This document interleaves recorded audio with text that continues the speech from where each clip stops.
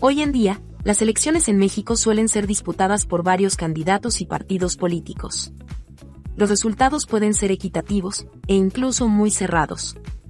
Pero, ¿alguna vez se imaginan una elección donde el único candidato sea del mismo partido? Hoy vamos a viajar al pasado, al año 1976, para entender cómo era el panorama electoral en México cuando el Partido Revolucionario Institucional, o PRI, dominaba completamente la política del país. En 1976, México vivió una elección presidencial única en su historia. El domingo, 4 de julio, los ciudadanos recibieron una boleta electoral muy peculiar. Solo aparecía el nombre de un candidato: José López Portillo, del Partido Revolucionario Institucional. Este fue un reflejo de cómo el PRI, durante su dominio total, podía garantizar victorias sin mayor competencia.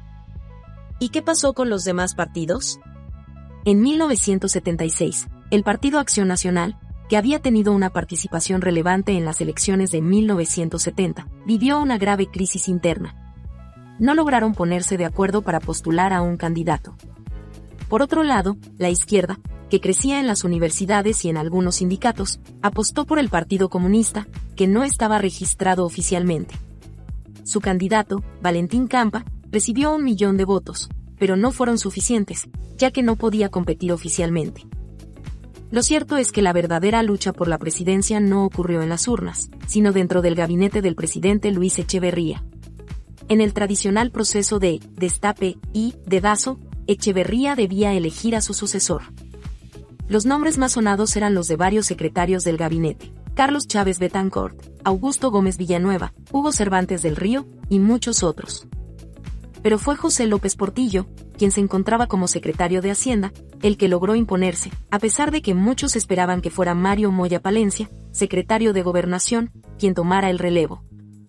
El 1 de diciembre de 1976, José López Portillo asumió la presidencia de México. En su primer discurso, pidió perdón a los desposeídos y marginados del país, reconociendo el fracaso del gobierno en mejorar su situación. Sin embargo, su sexenio estuvo marcado por serios problemas económicos y por un creciente nepotismo dentro del gobierno. Su familia ocupó importantes cargos en diversas dependencias del gobierno, lo que generó numerosas críticas. Durante su administración, los escándalos de nepotismo fueron comunes. Su hijo, José Ramón López Portillo, ocupó cargos en el gobierno, al igual que sus hermanos y hasta su esposa. Además, su viejo amigo Arturo, el Negro, Durazo fue nombrado director de la Policía y Tránsito del Distrito Federal. Sin embargo, su gestión fue conocida por ser corrupta, marcada por abusos de poder y graves violaciones de derechos humanos. Uno de los momentos más recordados de su sexenio fue el colapso económico de México, a pesar de haber descubierto nuevos yacimientos de petróleo. En su último informe de gobierno, López Portillo aceptó su responsabilidad por la crisis, pero también culpó a los banqueros y especuladores del país. Fue entonces cuando anunció la nacionalización de la banca, declarando que México ya no sería saqueado más. Fue un momento histórico que se grabó en la memoria colectiva del país, sobre todo por la emoción que mostró al dirigirse a los ciudadanos.